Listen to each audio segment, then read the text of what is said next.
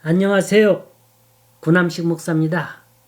오늘 전해드릴 본 말씀은 누가복음 15장 25절에서 32절의 말씀입니다.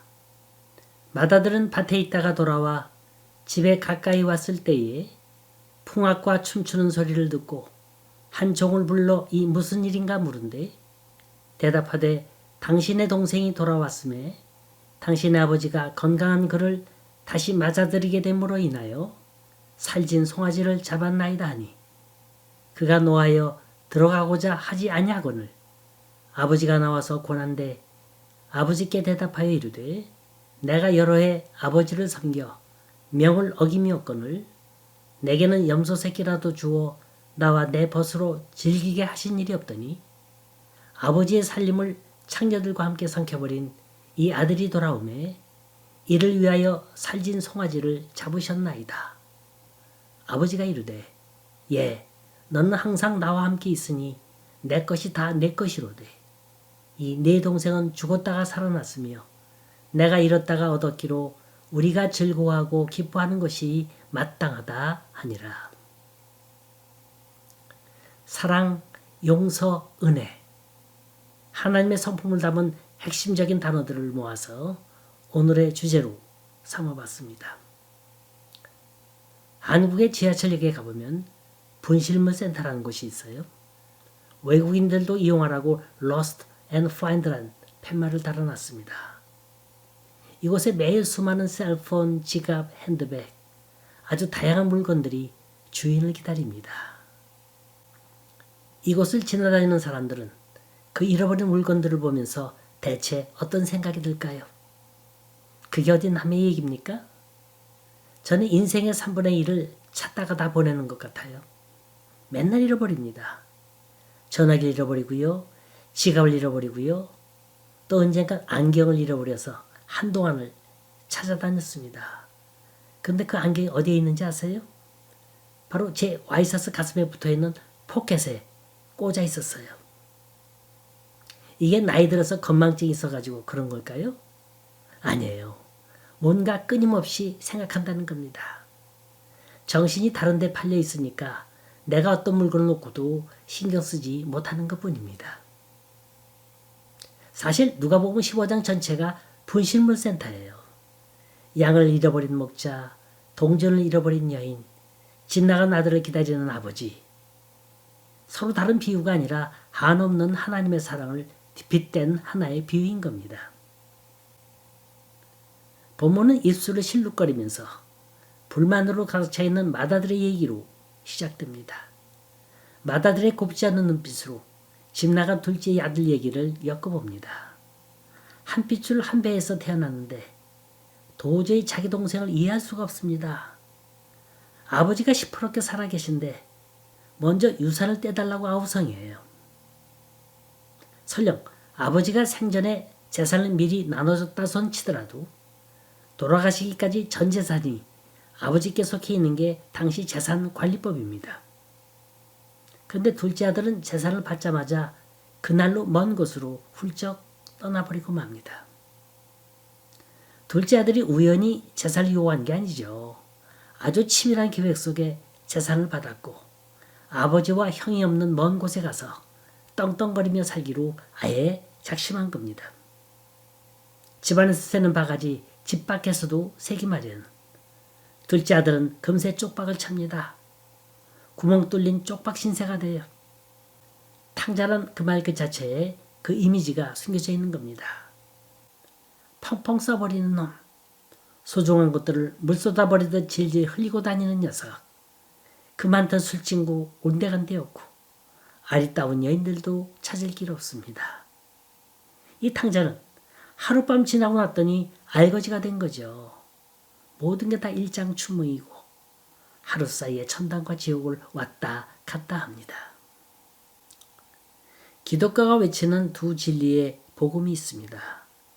하나는 사랑이요 다른 하나는 용서입니다. 이 사랑과 용서가 있기에 하나님을 아버지라 부를 수 있는 거고 우리가 하나님의 자녀라 칭함을 받을 수 있는 겁니다. 성경 속엔 이 사랑과 용서의 복음을 가장 알기 쉽게 설명해 주는 비유가 있습니다. 오늘 본문에 실려있는 탕자의 비유가 바로 그겁니다. 이 탕자의 비유는 2막으로 되어 있어요. 1막은 집 나간 둘째 아들이 주연이 되어서 움직이고 2막은 집안에 있는 맏아들이 주인공이 됩니다. 그런데 집 나갔다가 들어온 둘째 아들이나 집안에 있던 맏아들이나 다 똑같이 탕자라는 거예요. 이 두 사람은 사랑과 용서라는 하나님의 시험대 앞을 거쳐간 사람들입니다. 먼저 사람은 그 많은 사랑을 아버지로부터 받았음에도 불구하고 그 사랑이 싫다고 뛰쳐나갔고 나중 사람은 그 많은 사랑이 복에 겨워 오만해진 겁니다. 그래서 복이 복인 줄 모르고 오히려 복을 베푼 아버지를 향해서 원망을 합니다. 오늘 말씀은 제2막의 장면에서부터 출발합니다. 2막은 풍요 소리가 울려 퍼지고 손님이 북적거리는 잔치의 한 장면이에요. 이스라엘은 농경사회요, 목축사회입니다. 아마도 맏아들은 양을 치러 멀리 나갔다가 오랜만에 집에 돌아오는 것 같습니다. 그런데 멀리서 들어보니까 집안에서 풍류 소리가 들리는 거예요. 알고 보니까 집 나간 동생이 돌아왔다는 겁니다. 이 얼마나 좋은 일입니까? 얼마나 신나는 일인가요? 그런데 형은 그렇진 않았다는 거예요. 심사가 뒤틀렸어요. 그 이유는 아버지에게서 소외당했다는 겁니다. 세상에 날 빼놓고 잔치를 하다니 그럴 수가. 여러분, 이 감정이 무서운 거예요. 여기서부터 모든 생각이 잘못되어 가기 시작합니다. 여태까지 아버지를 사랑했습니다. 아버지를 믿었어요. 그런데 동생이란 놈이 돌아오면서부터 아버지의 사랑을 빼앗겼습니다. 모든 걸 잃은 것 같았어요. 우리 사랑도 이와 같습니다. 별로 사랑하는 것 같지 않았는데 일단 사랑한 것들을 잃어버리고 나니까 이 잃어버렸다고 하는 고통과 외로움을 통해서 그동안 내가 얼마나 사랑에 중독되었는가 하는 걸 깨닫게 되는 겁니다. 맏아들은 집 나간 동생이 돌아왔다는 엄청난 사건이 그를 걷잡을 수 없을 만큼 오해와 원망의 세계로 몰고 갑니다. 아버지, 나는 한눈 한 번 안 팔고 아버지를 섬겨 내 책임을 다해왔습니다. 그것도 몇 년 동안이나. 그런데 내겐 염소 새끼 한 마리라도 준 적이 있습니까? 한 번이라도 내 친구들과 함께 잔치를 베풀어 준 적 있습니까? 그런데 이게 뭡니까? 아버지 살림을 참기와 함께 먹어버린 그놈이 돌아왔는데 송아지, 그것도 살진 송아지를 잡아 잔치를 베풀어 주다니 이게 말이 됩니까? 아버지를 향해서 온갖 불평과 원망을 다 털어놓습니다. 자, 우린 이 맏아들의 불평을 원인 분석해 볼 필요가 있습니다. 이 불평은 도대체 어디서 나온 겁니까? 첫째, 그는 사랑 중독증 환자였다는 겁니다. 그는 독점력이 강했어요. 나만이 그 사랑을 누려야 하고 나만이 그 사랑 베풀어야 합니다. 그는 사랑의 참 의미를 몰랐던 사람입니다. 사랑은 소유하는 게 아니라 주는 거예요. 사랑은 나만이 누리는 게 아니라 함께 누려야 하는 겁니다. 원래 중독이란 말은 감각을 모르는 사람에게 쓰이는 용어입니다. 알코올 중독자는 하도 마시기 때문에 알코올의 감각을 모릅니다. 담배나 아편에 중독되어 있는 사람은 이것 없으면 못 삽니다. 바로 이런 거예요. 맏아들은 사랑 중독증에 걸려 있었기 때문에 사랑이란 감각을 몰랐습니다. 세상에 맏아들처럼 행복한 사람이 어디 있나요? 그는 아버지의 모든 걸 받았고 모든 걸 누렸습니다. 그런데도 그걸 감사할 줄 몰랐고 그게 사랑인 줄 몰랐다는 거예요. 오히려 그는 아버지의 사랑을 받아온 적이 없고 아버지를 위해서 희생당하며 살아왔다고 합니다. 도대체 그에게 얼마를 더 베풀어야 하며 얼마를 더 줘야 합니까? 이게 맏아들에 대한 아버지의 비극인 거예요. 하나님은 우리 위해서 독생자 예수의 생명까지도 아낌없이 주셨습니다. 목숨과 바꾼 사랑, 이보다 더한 사랑이 어디 있겠습니까? 그런데 우린 자꾸만 달라고만 합니다. 사업을 달라. 그래서 사업을 줬어요. 직장을 달라 해서 직장을 줬습니다. 건강은 달라 해서 건강을 줬어요. 그런데 우린 그 다음 단계에 가서는 그 이상의 무리한 걸 요구합니다. 하나님, 우리 사정 다 아시죠? 어쩔 수 없이 주의를 빠져야 하니까 이해해 주세요. 살다 보면 어쩔 수 없이 죄와 타협할 수밖에 없는데 어떡합니까? 좀 형편이 필 때까지만 기다려주세요. 우리 사는 사람 다 그런 거 아닙니까? 남들도 다 하는데 제가 좀 한들 어떻습니까? 이게 마다들이 앓고 있는 사랑 중독증이라는 거예요. 그런데 하나님이 이 어리광, 이 응석을 받아주시던가요? 아니죠. 서울대학교 신경정신과 신민석 교수가 사랑 중독증에 대해 이렇게 얘기합니다. 이 같은 사랑 중독증의 발단은 자기의 셀프-러브의 결핍에서 기인한답니다. 어린 시절 부모에게 사랑받지 못했거나 심한 간섭과 과도한 애정에 둘러싸여 자랐을 확률이 매우 높다는 거예요. 건강한 사랑을 배우지 못했고 사랑에 대한 왜곡된 요구가 내재되어 있답니다. 문제는 당사자는 이러한 행동을 관심과 애정의 표현이라 생각하는 데 있다는 거예요. 사랑과 집착은 종이 한 장 차이입니다. 하지만 사랑하는 사람에 대한 나의 표현이 상대방에게 간섭과 불쾌감, 더 나아가서 두려움으로 느껴지고 있다면 사랑이 아닌 집착을 하고 있다는 사실이라는 걸 깨달아야 합니다. 여러분, 우린 모두 탕자임을 잊지 마시기 바랍니다. 이미 집을 나간 적이 있거나 집안에서 불평거리며 아버지 품을 마음대로 떠났거나 모두 집을 잃어버린 탕자입니다. 이제 하나님의 무조건적인 은혜, 어떤 조건도 단서도 없는 하나님의 은총을 겸손히 받아들여야 합니다. 집 나간 탕자를 위해 아버지 하나님이 이미 용서해 주시고 마을 어귀에서 이제나 저제나 하염없이 기다리고 계십니다. 성질 부리며 집에 들어오기를 거부하는 큰 아들에게도 먼저 찾아오십니다. 잔치 중에도 잊지 않으시고 집 밖으로 나오셔서 큰 아들도 사랑해 주십니다. 여러분, 우린 돌아온 탕자입니까? 아니면 큰 아들처럼 다시 돌아와야 될 탕자입니까? 먼저 믿었다고, 조금 잘 믿는다고 동생 탕자를 정죄하거나 하나님의 은총에 문제가 많다고 불평하진 않았나요?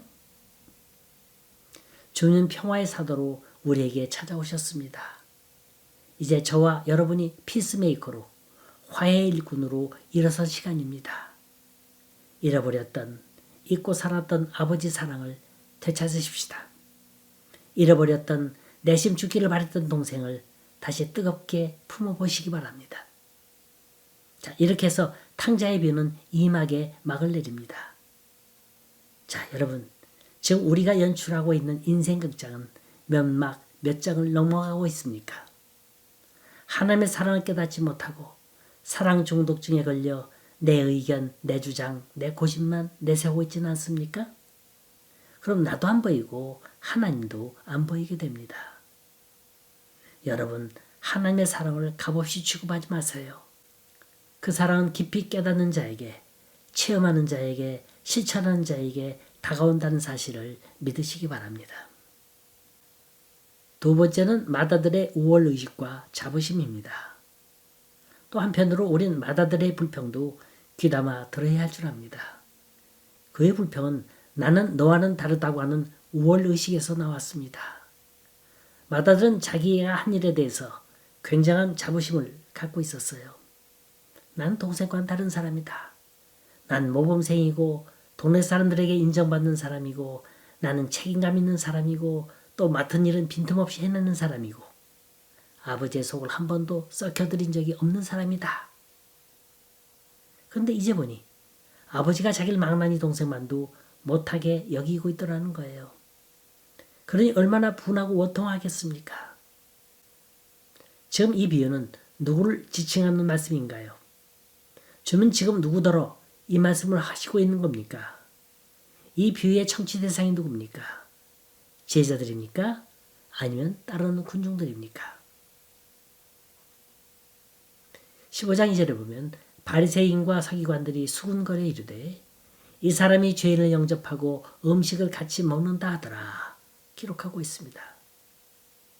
주님은 지금 바리새인과 서기관들을 향해서 이 말씀을 하고 계시는 겁니다. 그들이 이 비유에 나오는 마다들이라는 거예요. 이들은 분명히 안식일을 구별하여 지켰습니다.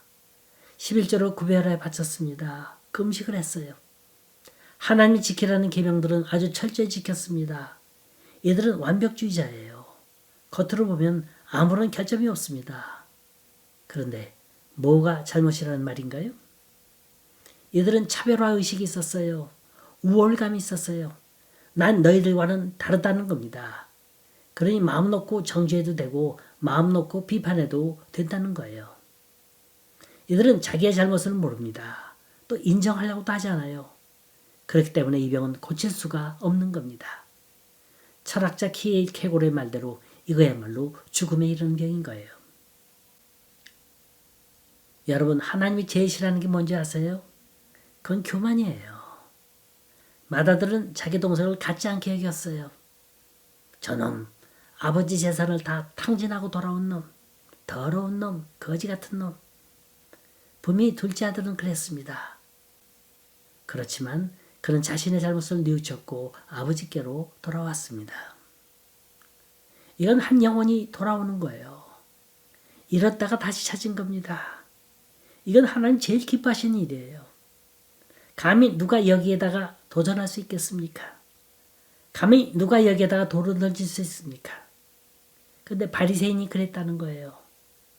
이건 무서운 정신적인 타락을 말하는 겁니다. 작은 아들은 몸으로 집을 나갔지만 큰 아들은 마음으로 정신으로 나갔습니다. 여러분, 그 결과가 어떻게 번져지나 보세요. 30절 보면 자기의 돌아온 동생을 당신의 아들, 이 아들이란 호칭으로 부르고 있어요. 이 말은 이제 나와 동생과는 아무런 상관이 없다는 겁니다. 더 나아가서 아버지와 나와의 관계도 별 볼 일 없다는 거예요. 이 얼마나 무서운 선언입니까? 잘못 믿으면 이렇게 되는 거예요. 교만하면 이렇게 됩니다. 교만하면 나만 무너뜨리는 게 아니라 내 가정 무너뜨리고 교회를 무너뜨리고 질서를 무너뜨리고 맙니다. 세 번째는 결과에 대한 불평입니다. 자, 마다들에 대한 불평의 핵심이 뭔가 자세히 들여다보세요. 도대체 이게 뭡니까? 그건 결과에 대한 불평입니다. 난 열심히 일했는데 왜 결과는 이것밖에 안 됐느냐는 거예요. 애당초 이 아들은 무엇인가를 기대하고 일했다는 얘기입니다. 아버지 유산을 기대했고 상금을 기대했고 칭찬을 기대했습니다. 여러분, 마음을 비운다는 말이 있어요. 프로선수가 승부욕에 너무 집착하다 보면 좋은 성적을 내지 못한다고 합니다. 예술가가 인기와 명성에 집착하다 보면 걸작품이 나오지 않는다고 합니다. 마찬가지로 목사가 교회 부흥에만 집착하다 보면 진짜 중요한 하나님의 일을 그르칠 수가 있습니다. 여러분, 마음을 비우세요. 결과를 보고 일하지 마세요. 그저 최선 다하기만 하면 됩니다. 우리가 물질 보고 일했다면 물질 때문에 실망하게 됩니다. 우리가 사람을 위해서 일했다면 사람 때문에 상처 입게 됩니다. 남이 몰라주면 좀 어떻습니까? 주님을 위해서 내가 괴로움 당한다면 얼마나 영광인가요? 하나님이 나 같은 죄인을 지명해서 사명자로 써주셨다면 얼마나 큰 축복입니까? 여러분, 밖에서 일어난 아들보다도 집안에서 일어난 아들이 더 고통이 되는 법입니다. 세상 없어도 하나님 향한 신앙의 줄기만큼은 놓치지 마세요. 하나님 모르는 채 하시고 침묵하고 계시는 것 같지만 일일이 우리가 하는 일에 간섭하고 계신다는 걸 믿으시기 바랍니다. 우리가 항상 주님과 함께 있으면 주님의 것은 모두 내 것이 됩니다. 이처럼 모든 성공엔 고갯마루가 있는 법입니다. 누구든지 이 성공의 막바지 고개에 오를 때는 다 힘든 법이에요. 하지만 성공한 사람들은 고갯마루를 넘을 때까지 인내하는 법을 알고 있습니다. 여러분, 집에서 일은 탕자가 되지 마세요. 내 마음속에서 끓어오르는 분노, 미움, 오해, 섭섭함. 조금만 참으면 될걸. 이걸 이기지 못해서 쓰러지는 경우가 얼마나 많습니까? 집 나간 탕자는 돌아오면 되지만 내면적으로 하나님을 떠나면 돌아올 길이 멀어집니다. 그러나 실망하지 마세요. 하나님 끝까지 우리를 기억하시고 우리를 복주시기 위해 추적하고 계십니다. 왜냐하면 우리는 그분의 자녀이기 때문입니다. 나의 헛된 모습 다 벗어버리고 주님을 찾으면 주님은 맏아들, 둘째 아들 구별하지 않고 다 용서와 사랑으로 얼싸안는다는 사실을 믿으시기 바랍니다.